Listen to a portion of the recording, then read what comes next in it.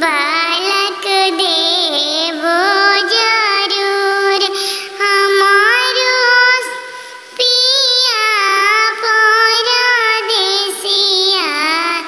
छठ में आई हैं जरूर।